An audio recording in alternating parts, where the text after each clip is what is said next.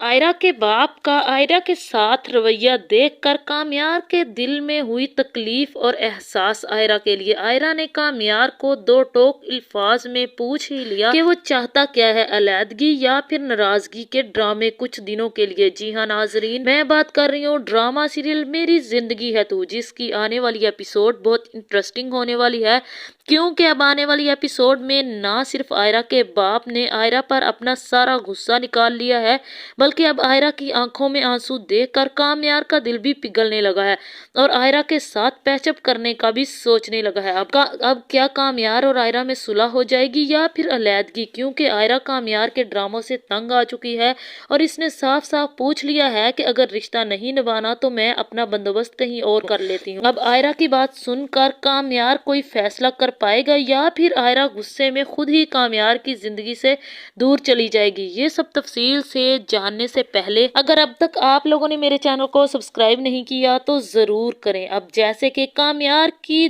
दादी की तबीयत काफी खराब है और आयरा इनकी काफी केयर भी कर रही है और कामयार इस बात पर काफी ज्यादा खुश भी है क्योंकि उसकी माँ ने आज तक उसकी दादी की केयर नहीं की। अब आयरा दादी को सुबह हॉस्पिटल ले जाने लगेगी तो कामयार भी आ जाएगा और कहेगा कि दादो मैं ले चलता हूँ आप लोगों को। अब जैसे ही कामयार दादी और आयरा को लेकर हॉस्पिटल जाएगा तो कामयार बाहर बैठ जाएगा, दादी और आयरा कमरे में डॉक्टर के पास चले जाएंगे। अब जैसे ही कमरे में जाएंगे तो वहां पर आयरा का बाप बैठा होगा, आयरा को देखकर नजरें चुरा लेगा। फिर आयरा कहेगी कि पापा क्या हो गया, आपको मुझसे अपनी बेटी से नजरें चुरा रहे हैं, मुझे माफ कर दें, अब तो मेरी शादी हो गई है, मुझसे गलती हो गई। आयरा को बिना जवाब दिए ही इसका बाप जाने लगेगा तो उसी वक्त पर वहां पर दादी कहेगी बेटा इतनी देर तक अपनी औलाद से बेर हुई अच्छी नहीं होती, इतनी देर तक नाराज नहीं रहना चाहिए बेटा, शादी ही की है ना अपनी मर्जी